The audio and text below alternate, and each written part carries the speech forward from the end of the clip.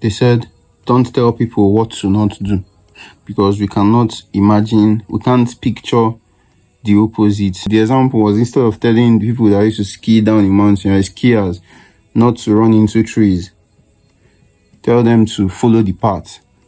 Because if you say don't run into trees, they only see the trees. So that's interesting. But what other way do I start a video telling people not to tell people where they are going? You see, people are literally spirits. Some are high energy entities, right? Some are ghouls, low energy akogoli spirits. When a ghoul or gal, English is not my first language. When a ghoul hears your plans, all the akogoli there will try to interfere with your mission.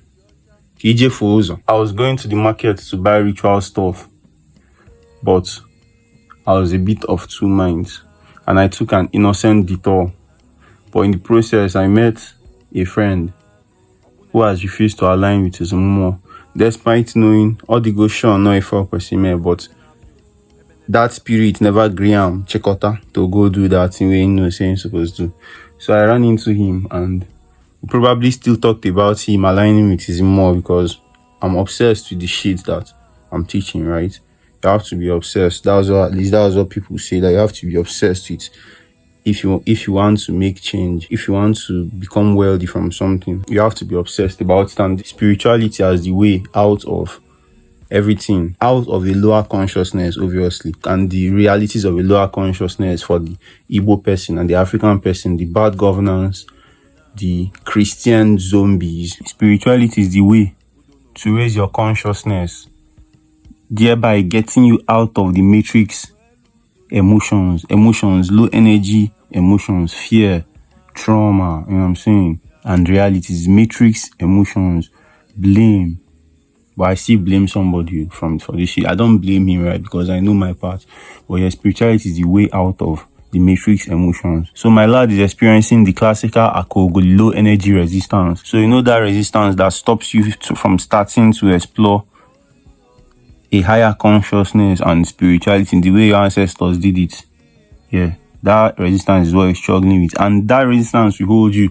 They will hold you back. If you don't force yourself to do the work that you're not feeling like, when you're not feeling like it, they will hold you down. They will hold you back until your life spoils. So I ran into him and we talked, and we even communed. We shared some fruits that I had. Then I continued to the market. I got to the market, and the woman selling birds, one of the women selling birds, intentionally sold me a hen that a wing had been freshly cut off. Obviously, a bird that had been used for a ritual already. So some fucked up shit.